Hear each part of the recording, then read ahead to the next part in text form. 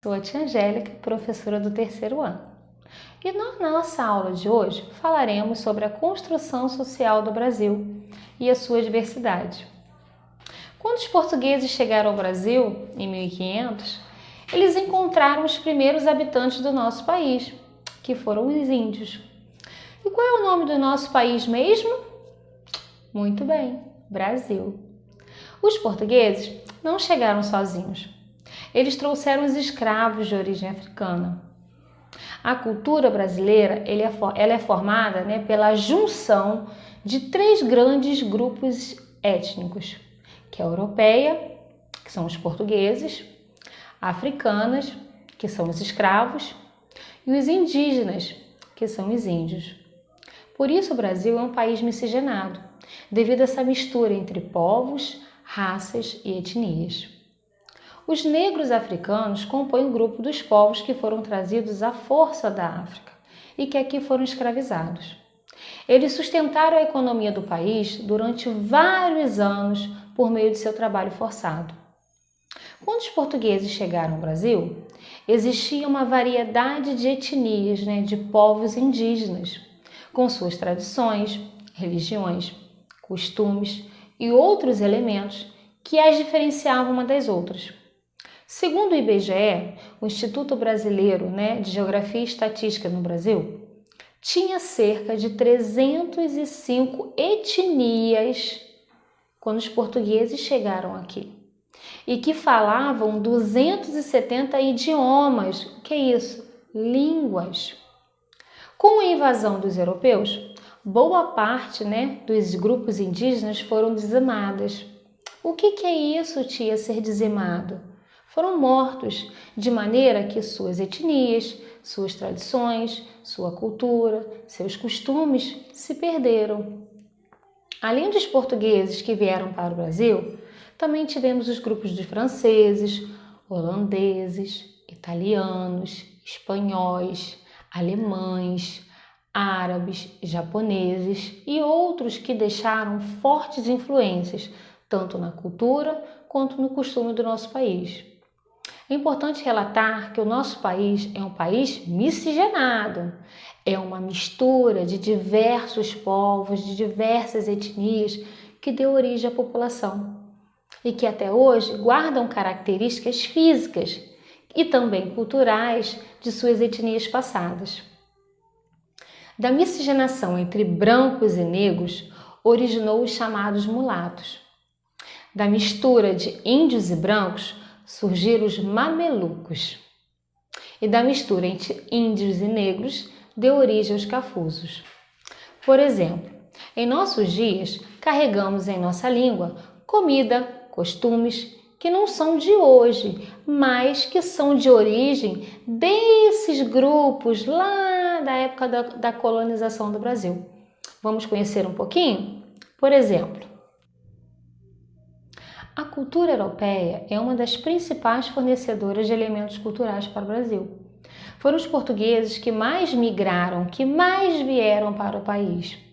A culinária, as festas, a música, a literatura foram trazidas para o território brasileiro e unindo com outros elementos de outros povos que dá origem à nossa cultura tão original. Além da cultura popular dos países europeus, foi trazida também a cultura erudita. O que é isso? A importância dos estudos, de ter conhecimento. O carnaval foi uma forte influência trazida pelos europeus para o nosso país, porque o carnaval é uma festa de origem pagã e é tão comemorado no Brasil e visto também na tradição europeia, lá no caso do Festival de Veneza. Já no aspecto religioso, os europeus trouxeram a tradição católica. Na cultura africana, o fato de as escravas africanas terem sido responsáveis pela cozinha dos engenhos, fazendas e casas grandes do campo e da cidade, permitiu a difusão da influência africana na alimentação. São exemplos dessa influência africana a feijoada, o vatapá, o acarajé, a pamonha, o mungunzá, o caruru, o quiabo, o chuchu e muitas outras. Temperos também foram trazidos pelos escravos quando vieram da África, como a pimenta, o leite de coco e o azeite de dendê. Assim como as brincadeiras, como o escravo de Jó e o jogo da memória, você sabia? Já no aspecto religioso, os africanos buscaram sempre manter suas tradições, de acordo com os locais de onde havia saído do continente africano.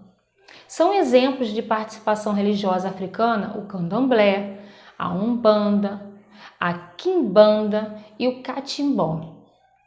O samba, o afoxé, o maracatu, a congada, o iundu e a capoeira são exemplos, de influência africana na música brasileira, que permanece até os dias atuais. A música popular urbana do Brasil imperial teve nos escravos que trabalhavam como barbeiros em Salvador e Rio de Janeiro, uma das suas mais ricas expressões. Um instrumento como o tambor, o atabaque, a cuíca, outros tipos de flauta, a marimba, o berimbau, também são heranças africanas que constituem parte da cultura brasileira. O canto, cantos como o jongo ou danças como a umbigada são também elementos culturais provenientes dos africanos. Já com a cultura indígena, hoje, nos nossos dias, nos dias atuais, consumimos pratos típicos de origem indígenas, além de incorporarmos no nosso vocabulário palavras oriundas da família linguística tupi-guarani. Você sabia que saci, tanguá, pipoca, caju, acerola, guaraná, mandioca, que também a gente conhece como aipim, são palavras de origem indígenas? E o saboroso açaí também é de origem indígena.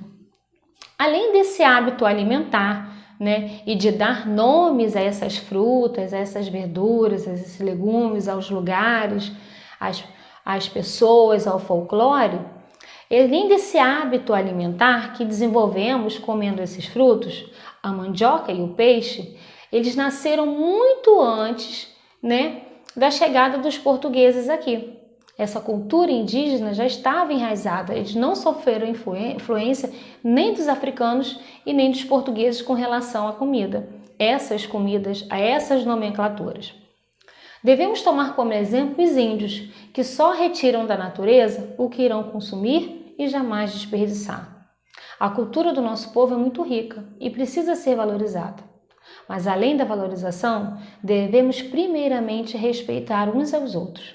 Então, beijos e até a próxima videoaula. Tchau, tchau!